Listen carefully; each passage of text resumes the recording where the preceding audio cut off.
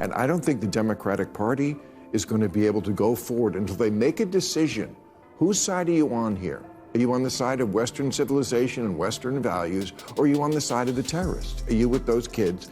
Because, Mandami, he's the perfect candidate for them. There's been something rotten on campuses for quite a long time. When you cannot speak the other side of the coin, when conservative thought, whatever you think of it, is just verboten, which is basically what happened on and some of the ideas. I mean, why do you think they erupted, so many of them, in cheers for what happened on October 7th?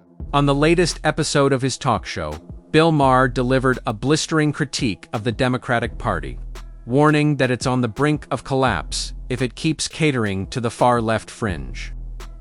During the overtime segment, Maher argued that the left is in the throes of an identity crisis, and time is quickly running out to pick a direction.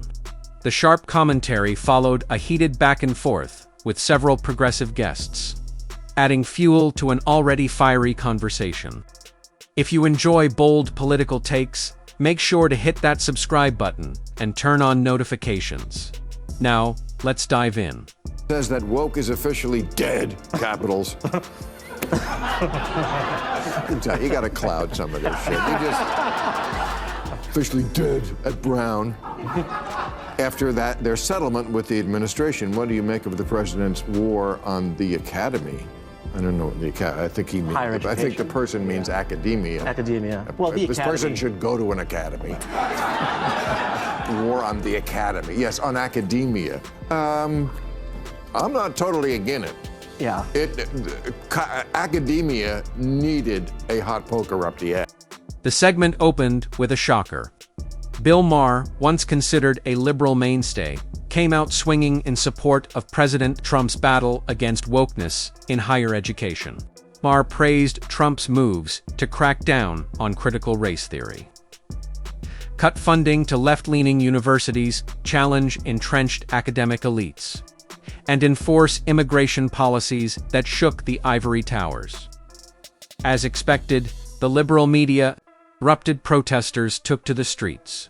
But Trump stood firm, and, surprisingly, so did Maher.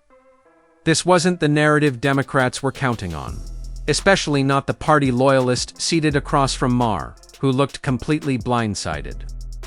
He showed up ready to mock Trump and got met with a standing ovation instead. The tension was immediate, the discomfort palpable, and the moment absolutely unmissable. Maher didn't just step off the party line, he lit it on fire. Right? They're on air. And that, dear viewer, is your front row seat to the political powder keg you're about to see explode. So get ready. This wasn't just a segment, it was a seismic shift. About the younger people in your party. So how are you going to get them to understand, no matter how many times people like Jamie and I say to them, the world is a complicated place, and it's not just about oppressor and oppressed. They have a thought in their head that white people did some very bad things, and white people did some very bad things. And they're all but so did everybody else in the world. But they don't know that. They just see the world through this one prism. And until they do, I don't think you're going to get them off this issue. And I don't think the Democratic Party is going to be able to go forward until they make a decision. Whose side are you on here? Are you on the side of Western civilization and Western values, or are you on the side of the terrorists? Are you with those kids? Because, Mandami, he's the perfect candidate for them. That's what they think is cool. Maher just delivered a knockout blow-on. The Democratic Party is reeling. His message was raw, unfiltered, and, frankly, long overdue.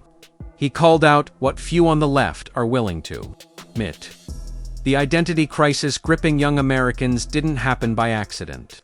It was manufactured, crafted by a Democratic Party, more obsessed with virtue signaling than with values.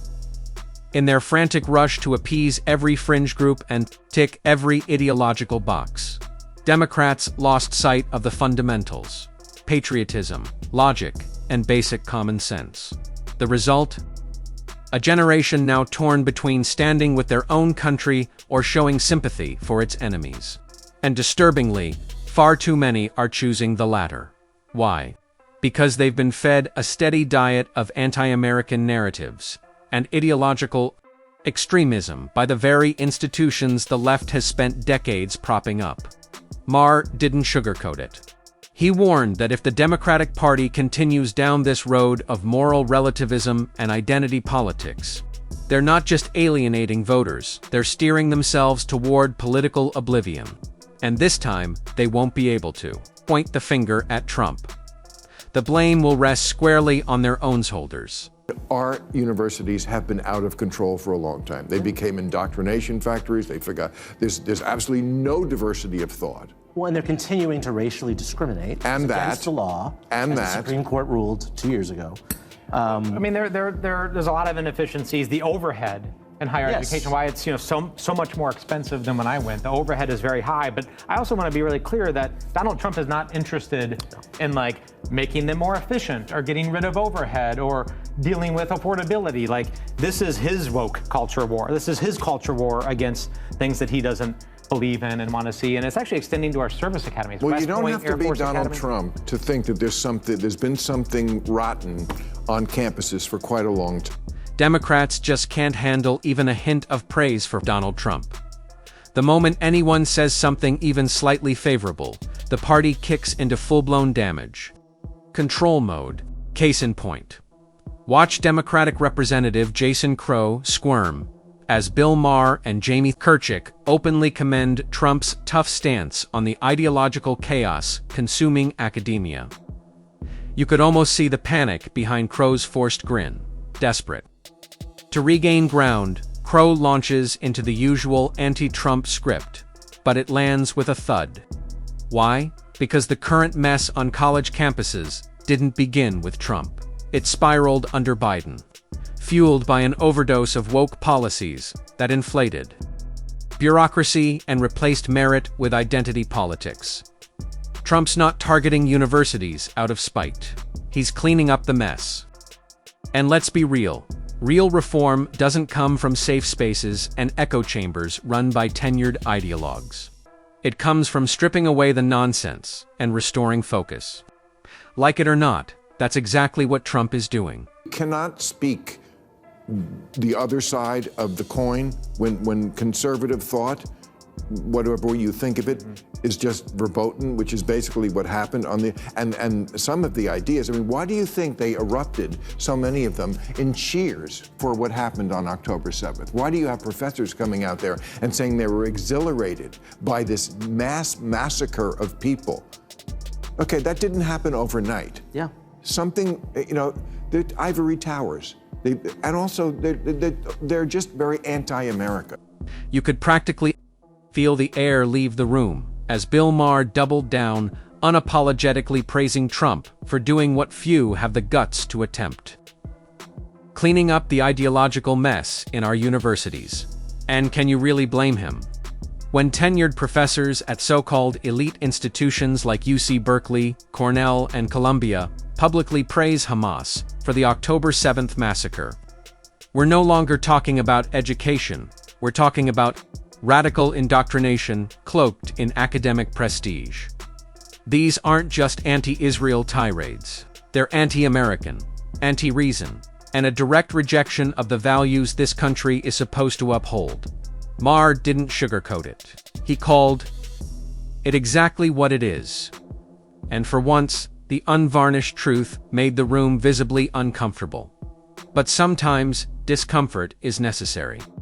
If the academic world insists on playing dress-up with extremist ideologies, maybe it's time someone rewrote the dress code. Were you surprised by Kamala Harris's announcement that she will not run for governor in California? What does her political future look like? Yes, I was surprised. This was announced yesterday. She's also said she's not going to run in 2028 for president. Trump said that makes one of us. I'm joking. I think you should be very happy about that, because I don't think that she would be a good candidate moving forward. But she probably would have won the governorship of California. California, but not president, No. I don't think, no. No. What do you think? I think I don't spend a lot of time looking at California politics as a litmus test for the rest of the country. Good dodge. There you go. There's my boy. There you go. There you go. That's how you do it. Now this is something you don't see every day. Democrats quietly admitting what many have been thinking all along. Kamala Harris isn't a viable contender for 2028. But let's be honest. That's more than just a future strategy shift tits. A silent acknowledgement that she was the wrong choice for 2024 when your approval ratings are scraping the floor and voter enthusiasm is non-existent. Even the most die-hard party loyalists have to wake up. And now, with Harris recently stating she won't be running for California governor or making a play for the presidency, not exactly shocking. Here's the blunt truth, probably overdue. Kamala Harris was never a great political figure. She's uncomfortable on the mic, light on specifics, and leans too hard on rehearsed soundbites. Democrats tried to package her as the next Obama, but the public didn't buy it. So no, she shouldn't run for anything. It's time to sit this one out, Kamala, for everyone's sake. If you enjoyed this take, hit that like button and subscribe for more no-nonsense political commentary. And don't forget to share. It's time we take on woke'em together. Thanks for watching, and I'll catch you in the next one.